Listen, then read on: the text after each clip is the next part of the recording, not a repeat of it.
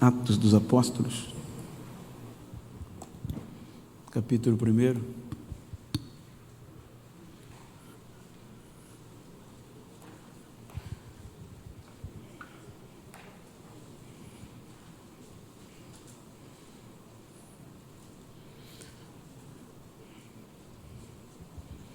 Vamos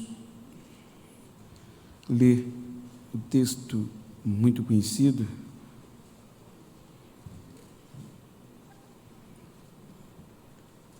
o versículo 4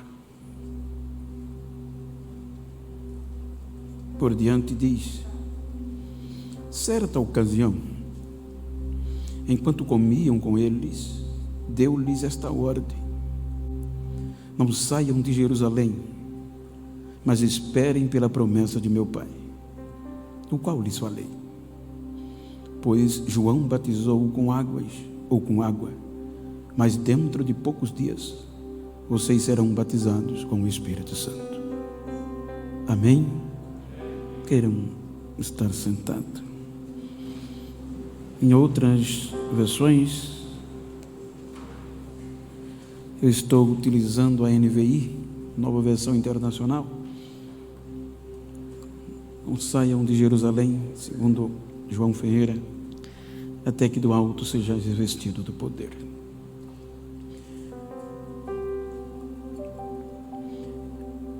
De uma forma carinhosa, sabedor de que todas as palavras que eu venha usar não estarão à altura daquilo que o meu coração gostaria de expressar, a minha gratidão ao pastor Newton, sua muito digna família, pastor Idiel, vice-presidente, pastor Peter, pastor Paulo, todos os demais obreiros, pastores, a igreja, que Deus recompense-os. Mais uma vez agradeço ao presbítero Will, pastor Flávio, pelo carinho da locomoção, e louvo a Deus por me dar o presente de ter conhecido pastor Abner, Ezequiel, que com cuidado tão singular me trataram desde o contato das passagens. Que Deus recompense-os. E para melhorar a minha alegria, rever, eu sei que eu não mereço, não tenho capacidade para tal, mas o Senhor me deu o direito de chamá-lo de amigo. Então eu quero lhe agradecer pelo privilégio de revê-lo, e que Deus recompense o que o Senhor tem feito em meu favor. Muito bom revê-lo, pastor Sérgio. Queridos, estou diante de uma temática desde que é coletiva, avivados para cumprir a missão. E nós temos tratado acerca da história do tempo, dos protagonizadores. E ontem falamos até a ascensão, reconhecimento de Cristo como vitorioso. Então, se nós fizermos uma recapitulação, os irmãos vão ver que desde a queda dos anjos, que foram criados como filhos, então a Bíblia diz que vê a deterioração de uma terça parte presa, e a terra ficou sem forma e vazia. A Bíblia diz que o Espírito Santo, o Espírito de Deus, pairava sobre a face das águas. Então a gente percebe que os filhos criados decepcionaram, entre aspas, uma terça parte. causando uma deformidade na terra mineral. Com o passar do tempo, esse mesmo espírito pairando, então diz Deus: haja separação entre a porção seca e as águas. Chamou a porção seca terra, e os montes de águas mares.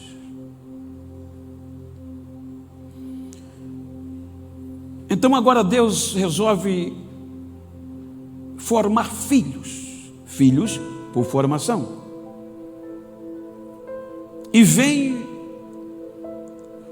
no nosso contexto ápice. Depois de criar tudo, façamos, plural, o homem à nossa imagem e à nossa semelhança.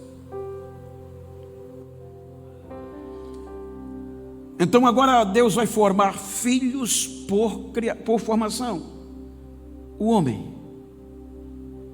E se nós olharmos o capítulo 33 de Jó, quando Eliú explana a sua opinião, no versículo 4, salvo engano, ele expressa algo que diz que o Espírito do Senhor me formou, e o Deus poderoso me deu fôlego de vida.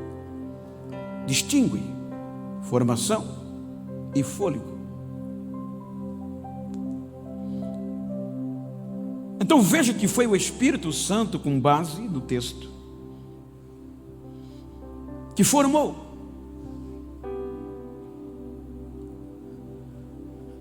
Que executou. Em uma linguagem mais popular, que juntou a massa, juntou o barro, e foi formando com uma especialidade, com um amor tamanho, que decidiu colocar um lugarzinho para ele. Como em uma construção que se faz com tanto amor, diz: não, esse cantinho aqui é meu. E vem Deus e dá um sopro de vida, tornando o homem alma vivente. Então, do mesmo jeito, pelo princípio de igualdade que Lúcifer foi expulso, ludibriou o homem, e o homem, pelo mesmo princípio de igualdade, se afastou da presença de Deus. O capítulo 6 do Gênesis, salvo engano, salvo em juízo, pela primeira vez há uma determinação, há um tempo. Pois o capítulo 6 diz que, vendo Deus a perversidade deste ser chamado homem, disse: o meu espírito não contenderá, não viverá para sempre com o homem. Aquele mesmo espírito que tinha um lugar, um privilégio para nós, para o ser humano, agora Deus disse: ele vai viver só 120 anos.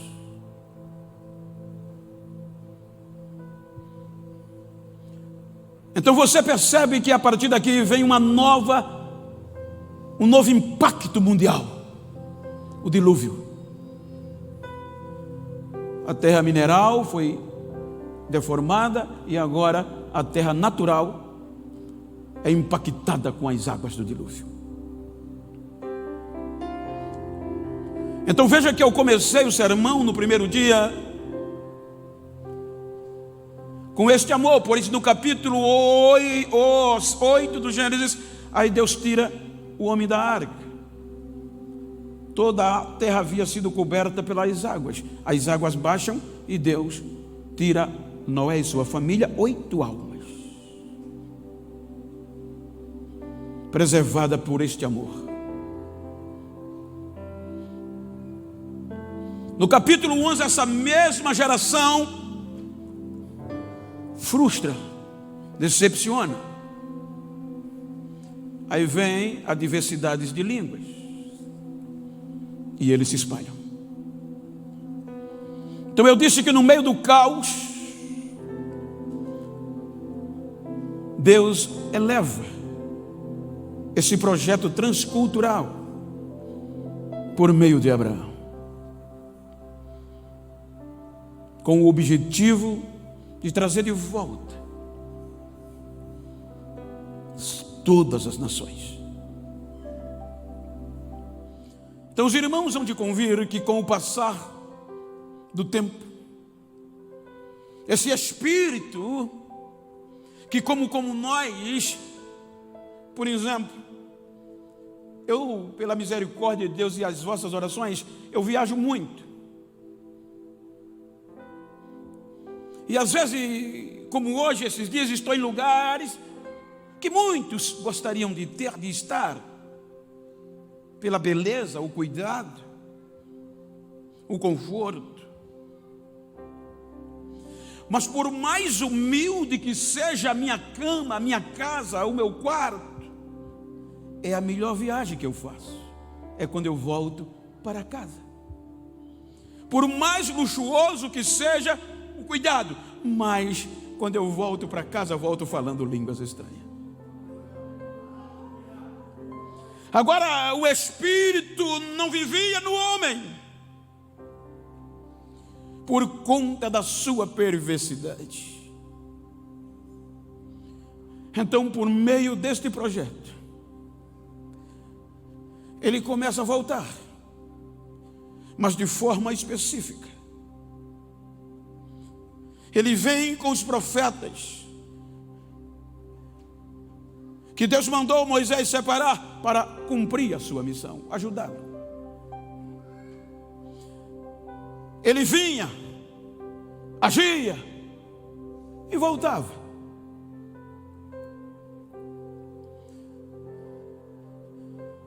Ele vem nos juízes, Otiniel, Eude, Sangar, Gideão, Abdon, Jefter, Sansão. Mas ele vem, faz o que tem de fazer e volta.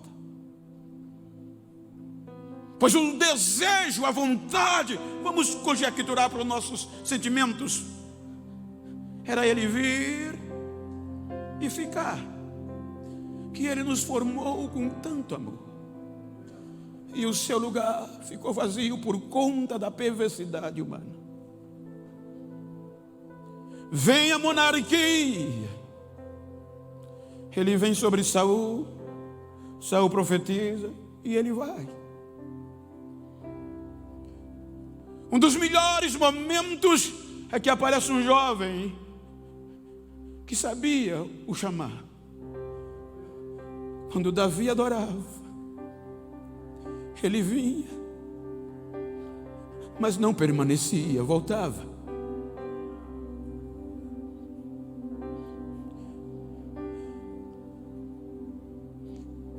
O desejo, a vontade.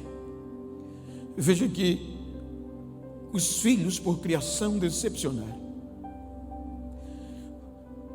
Formação decepcionou. E eleição, Deuteronômio 7, diz que Israel foi eleito filhos por eleição. Então, a vontade do Espírito Santo era vir e ficar, e morar. Mas o comportamento humano de todo este processo não lhe permitiu.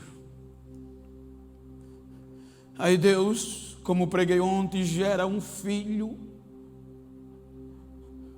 por geração. Vem um filho por geração. A Bíblia diz que Maria gerou no seu ventre Jesus, e ele é chamado Filho de Deus. Então Jesus vem, e quando Jesus vem, veja que a Bíblia diz que tudo quanto ele fez foi pelo Espírito Santo. Ele vem, e Jesus, como eu disse antes dele ir para o céu, João 14, está escrito Ele olha para os seus discípulos e diz: eu não vou passar muito tempo com vocês. Eu vou voltar para o meu Pai. Mas eu rogarei ao Pai que envie a vocês o Consolador, o Espírito Santo, e Ele ficará com vocês para sempre. Ele não virá mais e voltará, ficará para sempre.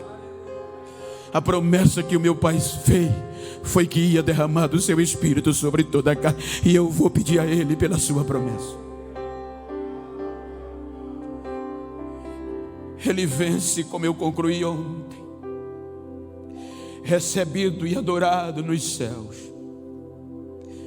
E dentre estas comemorações, um dos pedidos mais exigentes que ele fez ao Pai, veja que ele diz: eu rogarei.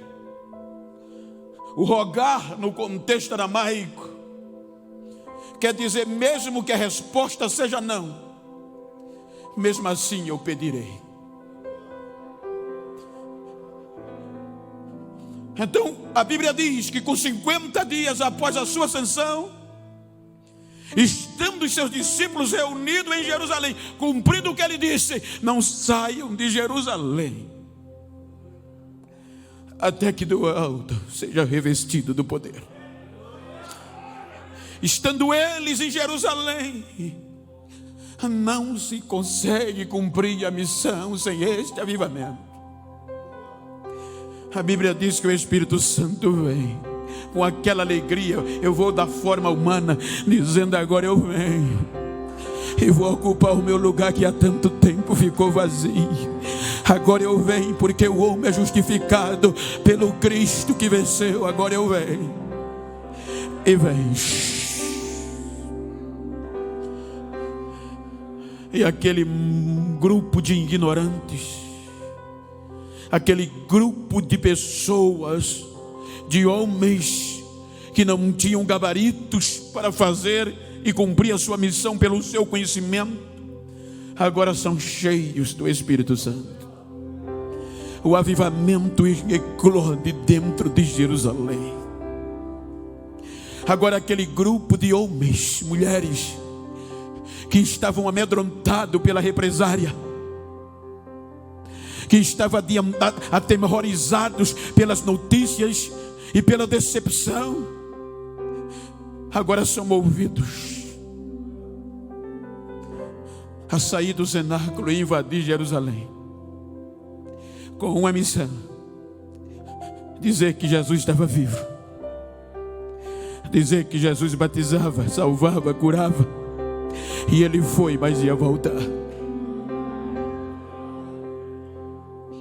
Então, por conta desta mensagem, que é a missão fundamental da igreja, estes homens começaram a abalar Jerusalém, porque a Bíblia diz que todos os dias, o Senhor acrescentava o número dos que haviam de ser salvos. Todos os dias os milagres iam acontecendo. E o bonito que não era palavras, biblicamente falando, não eram palavras eloquentes com retórica humana. Não eram palavras de sapiências humanas, de oradores capacitados e experimentados. Eram de pessoas simples, que divulgavam em Jerusalém a mensagem da cruz, que para muitos era vergonha pela forma que Jesus morreu. Mas essa mensagem trouxe uma contundência tamanha, que foi conturbando Jerusalém, incomodando as autoridades, e o primeiro movimento que tenta se opor era aquele que deveria fazer a missão: o judaísmo. Então vêm as ameaças de prisões. Então eu me questiono o que fez aqueles homens saber que as suas próprias vidas estavam em risco. e não temer e não parar. Homens que há dias atrás haviam negado, homens que há dias atrás haviam fugido, e agora, movidos por este grande avivamento, descido em Jerusalém, não tinha medo mais da morte, não tinha medo mais de ser preso, não tinha mais medo de dedo na cara, não tinha mais medo de decisão de Supremo, de nada. Eles pregavam todos os dias a palavra, eles cumpriam a sua missão. Então eu questiono e às vezes me envergonho em um contexto prático de dizer que sou crente. Porque quando eu ouço e vejo e leio essas histórias, eu tremo nas bases. O que faz um homem que há poucos dias, ou há poucos meses, ou ano atrás, tinha dito, eu não o conheço, e agora diante de autoridades enraivadas, dizer a ele, ou nega, ou vai à cruz. E ele cheio de Deus para cumprir a sua missão. Ele diz, eu só quero pedir um favor a vocês. Não me crucifique normal como meu Senhor foi, porque eu não sou digno. Se eu tenho que morrer para cumprir a minha missão, crucifique-me de cabeça para baixo. E não negou. O que fez homens serem presos por conta desta mensagem? Ter o seu couro tirado vivo até o último suspiro, pedaço de pele por pedaço de pele, ser esfolado vivo. E o avivamento tão grande que mesmo sendo esfolados, davam glória a Deus para cumprir a missão com a própria vida. O que faz, o que conduz um homem, o ser humano, ser apedrejado, desconsiderado, a ponto de as pedras só pararem quando ele parasse de respirar. Mas enquanto as pedras batiam, ele não procurava culpados. Ele pregava uma mensagem de amor e gritava, eu estou vendo o céu aberto e o Filho de Deus à sua direita cumpriu a sua missão debaixo de pedras.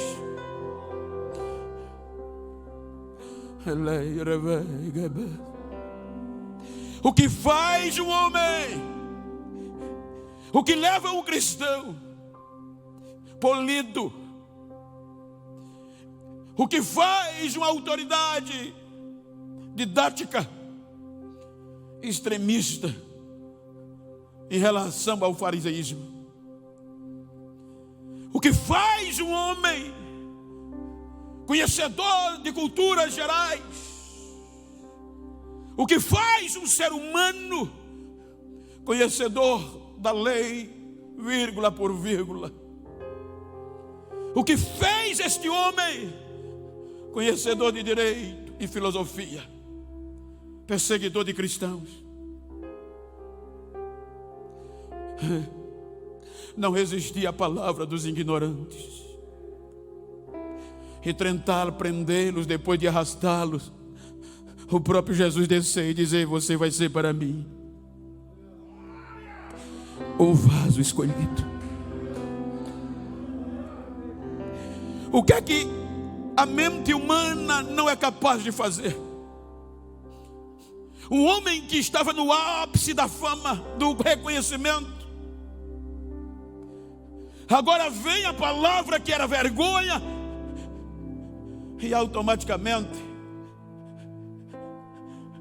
parece que ele é escorraçado pelo próprio Deus. Risco de morte. E passa 14 anos aproximadamente sem entrar em evidência.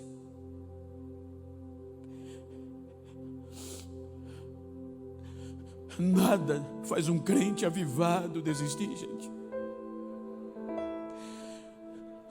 Um dos perigos da nossa geração, entre aspas, é não resistir, é querer tudo já. 14 anos, e quando ele volta no cenário, aí em Antioquia, da Síria, e a Bíblia diz que ele volta, e você já encontra ele profetizando, falando línguas estranhas em meio aos demais. O que faz um homem, estes homens, serem massacrados, surrados? Enquanto nós queremos fama, a história mostra esses homens mutilados, arrastados, como nada, sem desistir. Esse é avivamento, gente. Porque o Espírito Santo veio para ficar. E Jesus disse: Ele vai testificar de mim. Ele vai ensinar, vai continuar mostrando a vocês tudo o que eu ensinei. E eles não desistiram.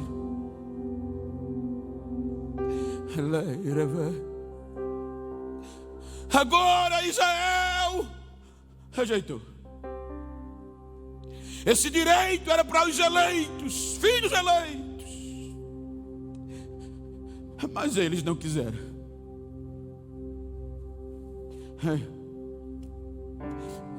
Aí a ressurreição de Cristo deu direito.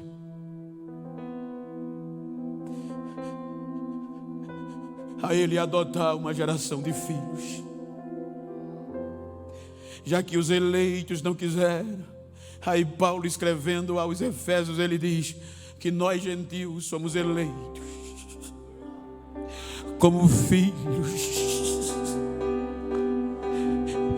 Fomos adotados, melhor dizendo, como filhos, para continuar a missão. Por isso que Pedro não entendeu. Nem eles esperavam. Veja que foi Pedro que profetizou que o Espírito Santo viria sobre todos, tantos quanto estivesse perto, longe, quanto Deus o chamar. Mas nem ele entendeu. Veja que quando Deus mandou ele na casa de Cornélio, ele relutou para não ir. Senhor, eu nunca comi coisa imunda, eu sou imundo. Deus insistiu: não, Senhor, não chame de imundo aquilo que eu já purifiquei. Veja que ele vai, mas ainda diz na casa de Cornélio: eu estou aqui, mas vocês sabem que a minha lei não permite estar aqui. Nós não podemos entrar na casa de judeu, nem sequer ter amizade com vocês e nem falar com vocês. Mas eu estava orando e Deus me disse que não chamasse puro o impuro que ele purificou. Eu estou aqui para falar da mensagem da cruz. E enquanto ele pregava, o Espírito Santo cai na casa de Cornélio, batiza e enche os gentios. E ele diz: agora eu sei que Deus não faz acepção de pessoas.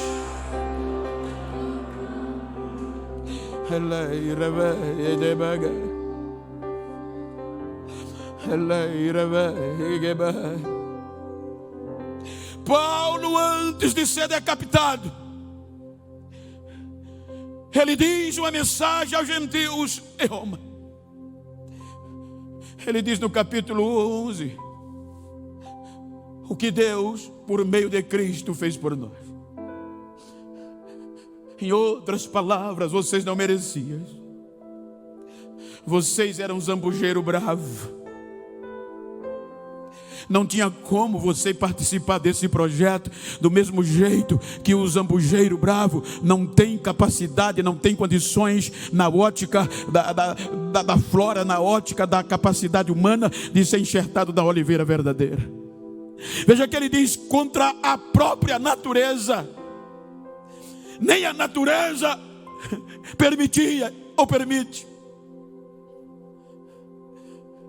Mas ele disse que nós somos cortados do natural zambujeiro. E pela vitória, pelo sangue de Jesus, fomos enxertados na oliveira verdadeira. Tendo em vista que os ramos quebraram, que os ramos não levaram em conta, que Israel não deu atenção, aí Deus pegou o zambujeiro pela vitória de Cristo, pelo sangue de Cristo, e nos adotou e nos enxertou na oliveira verdadeira, para dar fruto verdadeiro. Então ele continua dizendo a partir do versículo 24: tenham cuidado para não fazer como Israel fez. Porque se Deus não poupou nem a Israel, quanto mais vocês que são gentios. Por isso ele diz, porque Deus segurou a Israel para vocês entrar. Ou seja, Deus cortou Israel até que vocês venham e entrem, até que se cumpra a plenitude dos gentios. Israel vai estar tranquilo lá esperando. Ou seja, até a trombeta tocar, a vez de continuar esta missão é nossa, é dos gentios. A vez de continuar é nossa. Por isso que o Espírito Santo vem.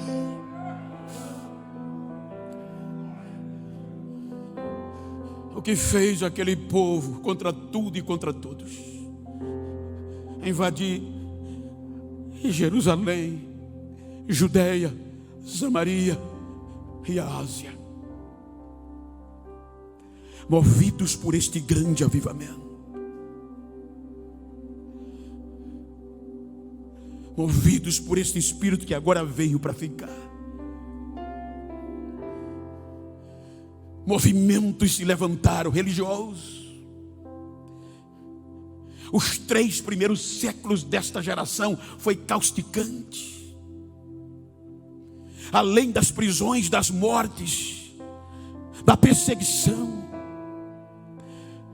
imperadores que devastavam cidades inteiras aonde eles estavam. Mas eles não desistiam.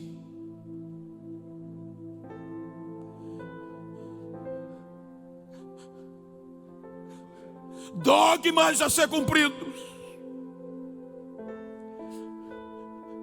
corrupção da religião, mas os verdadeiros não desistiam.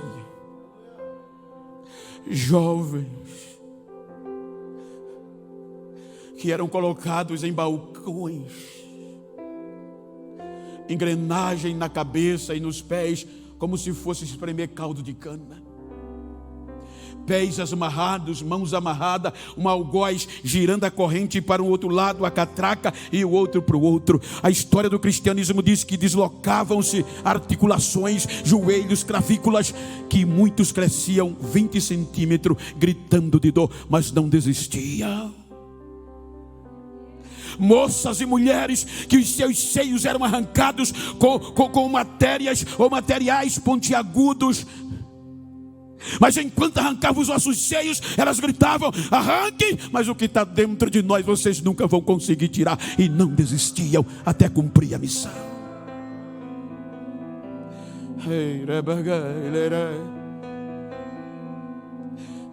Movidos por esta paixão, eu vou até o fim. Não eram expostos em Facebook. Muitos desapareciam sem a história saber. Mas firmes,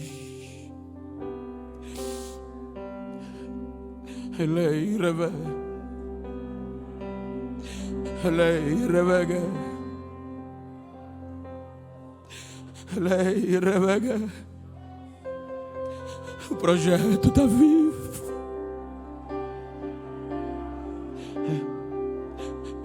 Superaram a morte e as prisões, superaram o império e as perseguições. E o universo continuava ouvindo ecoar: Ele está vivo e vai voltar. Porque Deus sempre preservou uma geração avivada. A verdadeira igreja do Senhor nunca esfriou.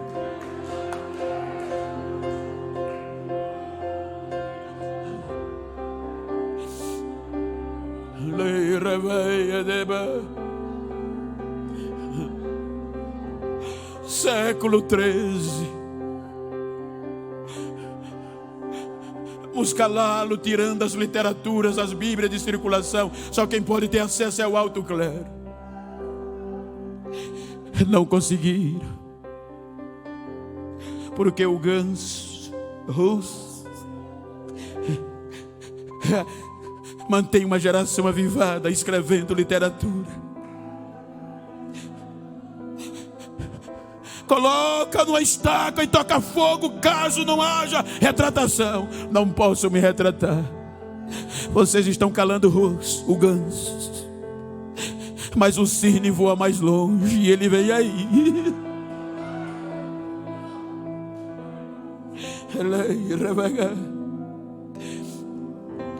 Século XVI, as indulgências plenárias e parciais, com o período, com o lugar intermediário. Aí vem querer a dissolução da graça, do sangue não tem mais eficácia. Aí Deus mantém uma geração reformista avivada, dizendo: não, só a Deus a glória, só pelo sangue, só pela graça, só pela fé. Sigo só. Os dos mais perversos movimentos foi o liberalismo há cerca de 300 anos atrás. O liberalismo teológico, um dos seus ícones, salvo engano, Ludolf Burton, alemão. O impacto foi tão grande que eles afirmavam, eles começam a tirar de cena o que Paulo havia dito, que Cristo morreu e ressuscitou pelos nossos pecados. O credo apostólico foi sendo tirado de cena, enquanto o credo dizia: creio em Deus Pai Todo-Poderoso, Criador dos céus e da terra.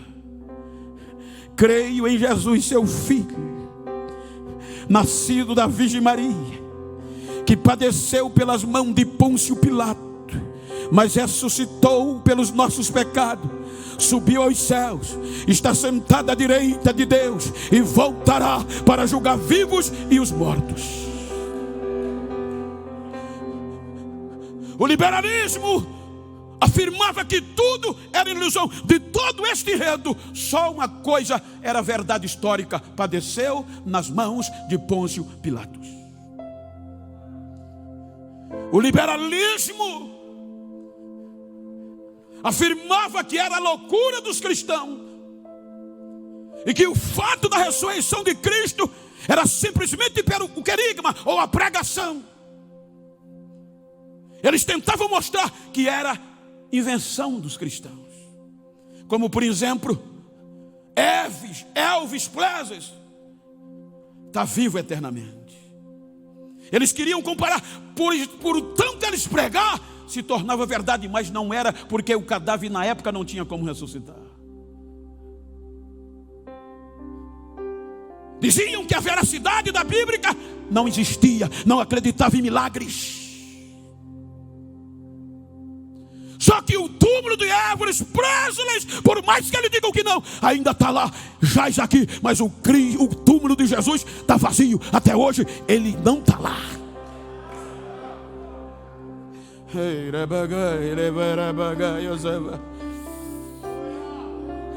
Foi um dos mais cruéis períodos. Cerca de 300 anos de esfriamento.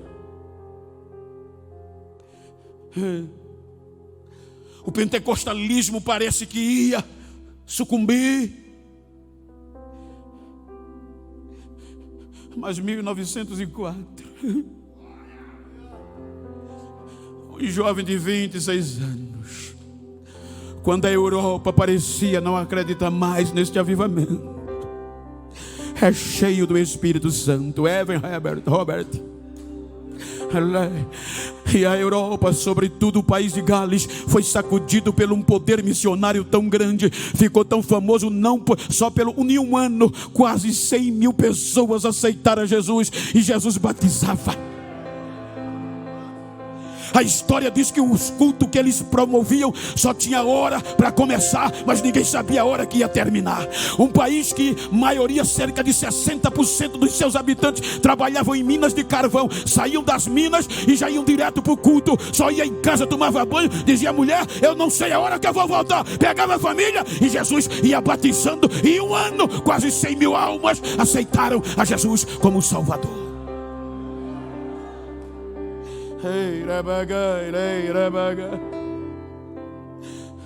E isso correu o mundo. Deus sempre preserva uma geração avivada para cumprir a missão.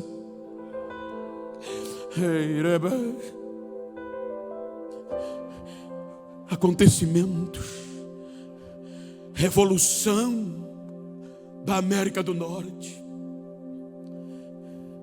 onde falar de batismo com o Espírito Santo não dava para acreditar. O capitalismo, a revolução industrial era o que prevalecia. O racismo. A história diz que por meio de um negro, contra todo o racismo, a América do Norte é sacudida pelo grande avivamento. Que ele pregando nas ruas, por onde as pessoas passavam, eram batizadas com o Espírito Santo e aceitavam a Jesus. Desperta um sentimento missionário. Que avivamento é esse? Que chama é essa? Se não fosse Deus, que saiu da Ásia, pega a Europa, toma a África, toma os continentes.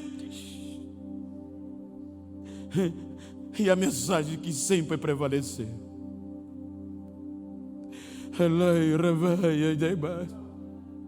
Você pode perceber que por mais eloquente, por mais sábio que seja o pregador, por mensagem que a gente ouve, que não esquece, mas a base é sempre uma: ele salva, ele batiza, ele cura, ele está vivo, ele vai voltar, ele vai voltar, ele vai voltar. Isto que tem mantido esta igreja de pé.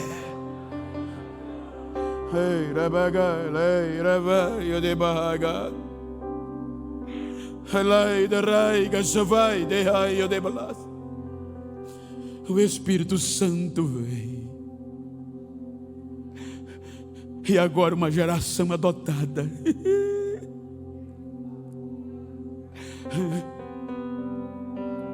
Quem acreditaria nisso, gente? Diga para quem você está perto, diga: você foi adotado. Mas diga forte: você foi adotado. Não foi para ser famoso, foi para cumprir a missão.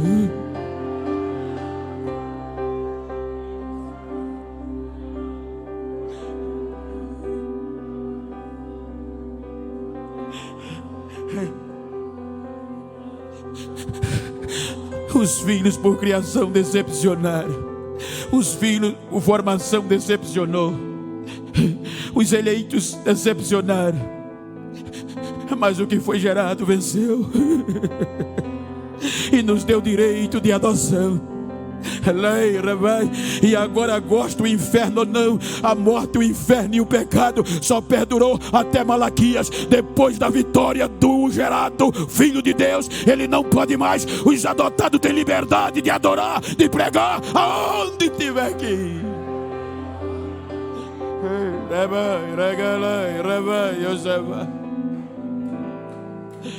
O que move, gente?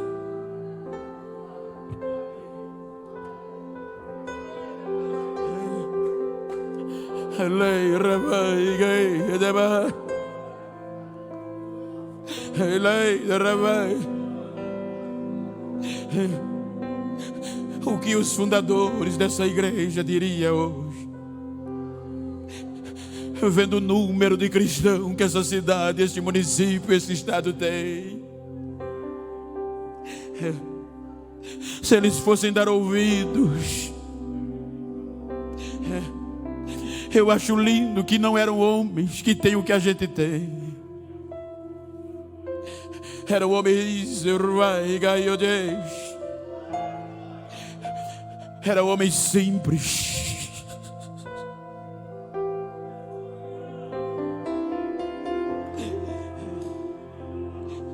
Foi dito aqui já esses dias, homens que dormiam em bancas de madeira. Eram homens que, para ganhar uma vida, uma alma, para cumprir a missão, que foram adotados.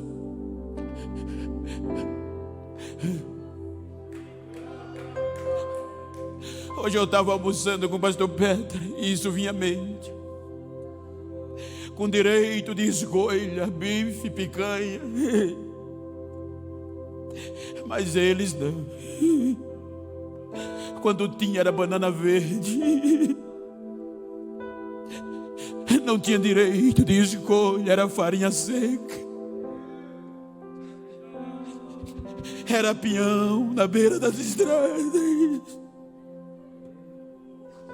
Mas eram movidos por um avivamento tão grande que não desistiam.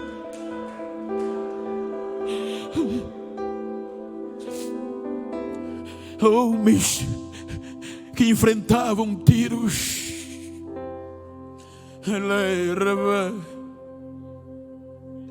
Homens que eu conheço história,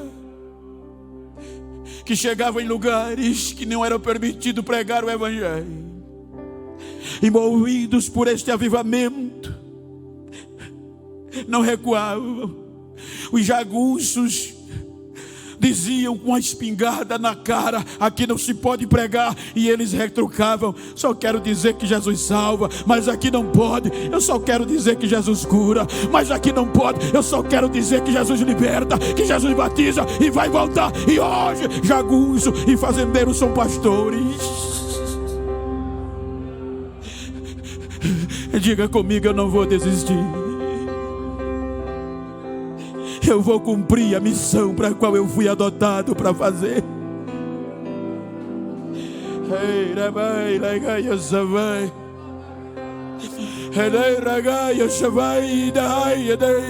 Há um avivamento, há um quebrantamento, há uma glória invadindo a galeria, invadindo este santuário.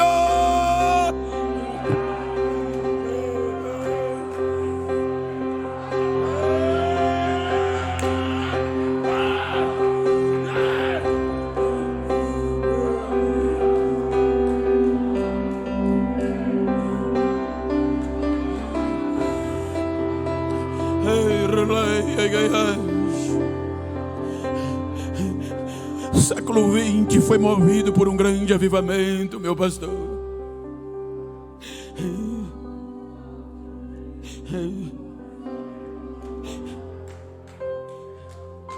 Eu me converti em 1992.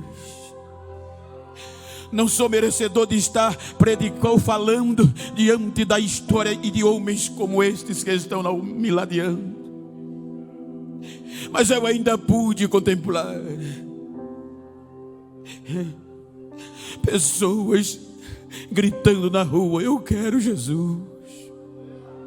Eu ainda pude contemplar 2h da manhã minha casa ser a porta quase que arrombada, e quando abria, drogados caíam dentro de casa. Eu ouvi dizer que aqui tem um pastor que ainda prega a Jesus, e a gente quer aceitar Jesus, e hoje são obreiros na minha cidade.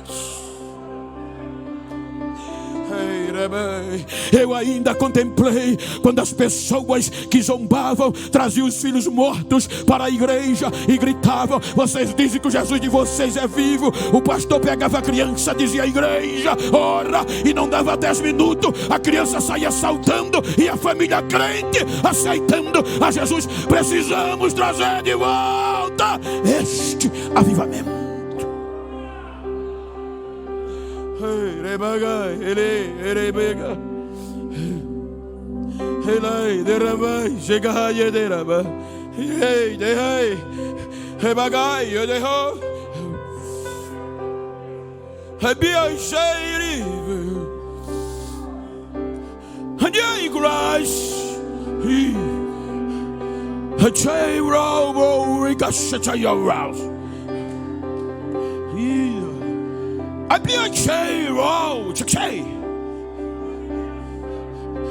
I'm doing right, such a feel. Aí pray Caio stereo me hold. E aí say, ele pray catch a fire sound. Rush. Really break such a well legal. Really show. Eu não mudo. Seu rise, eu falo. Eu sou o mesmo. E nesta noite eu estou passeando entre vós. O meu espírito está abraçando de renovo vidas aqui. A minha unção está levantando caídos pelo poder da minha glória. Eu tenho urgência em derramar este grande avivamento. Oxalá, oxalá que fosse agora.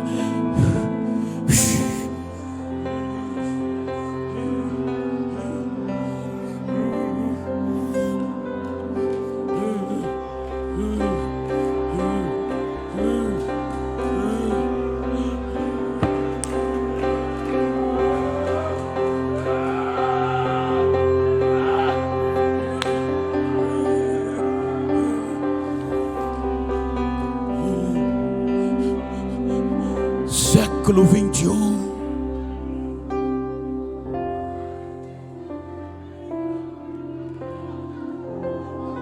O liberalismo deixou suas raízes. Quando os pentecostais diziam que nós não precisávamos de teologia, era coisa do demônio. Quando resolveram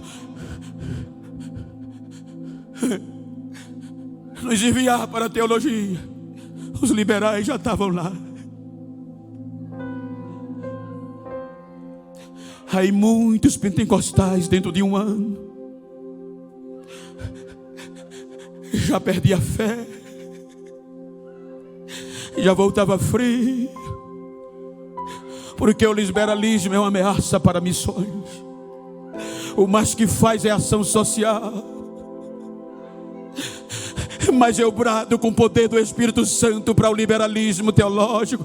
Ainda tem uma geração avivada, ainda tem uma geração pentecostal, ainda tem uma geração que não se rende, mesmo na modernidade. Ainda tem uma geração que não se rende.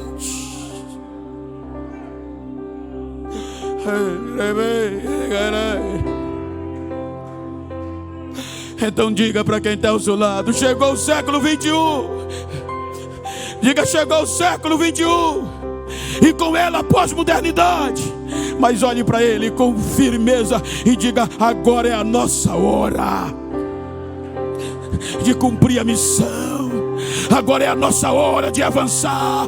Agora é a nossa hora de fazer a diferença. Não tem Supremo, não tem nada.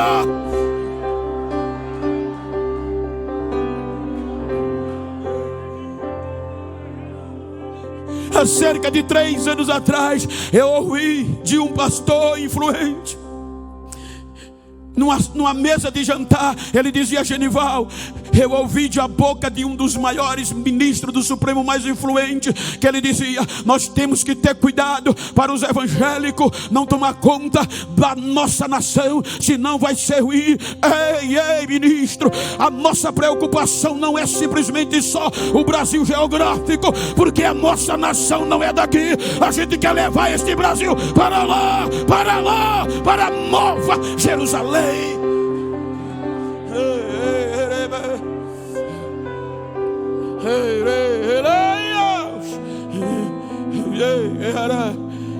Não é tempo, pastor Aguiar.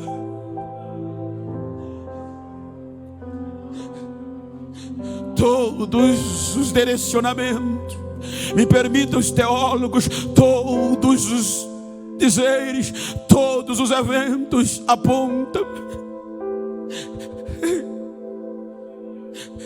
que os adotados são a geração do arrebatamento. Então diga: a trombeta vai tocar já. E eu vou até o fim. porque ninguém vai arrancar, ninguém vai tirar, nem a pós-modernidade.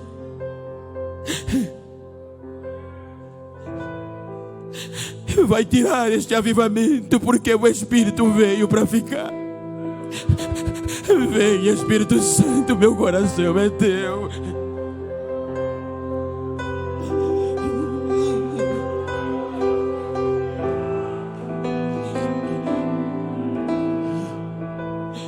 Ninguém vai tirar esta chama da igreja. Continuemos invadindo ruas, vielas. Eu já preguei e disse esse testemunho que eu ouvi. Vocês possivelmente leram. Que uma das maiores revistas do nosso Brasil, de maior circulação, não vou citar o nome por não fazer propaganda, reservou 3 das suas páginas para comentar sobre nós, os cristãos da modernidade, e abordaram que nós somos fascistas, o pior povo da terra, culpado da recessão brasileira naquela época. O editor retirou o nosso couro. E o que eu achei lindo é que no meio, terminando a sua redação, a sua coluna, ele dizia: e o que me dá mais raiva desse povo chamado crente, o que me tem mais ódio dele, é que nada e ninguém consegue apagar essa chama que está dentro deles. Ninguém consegue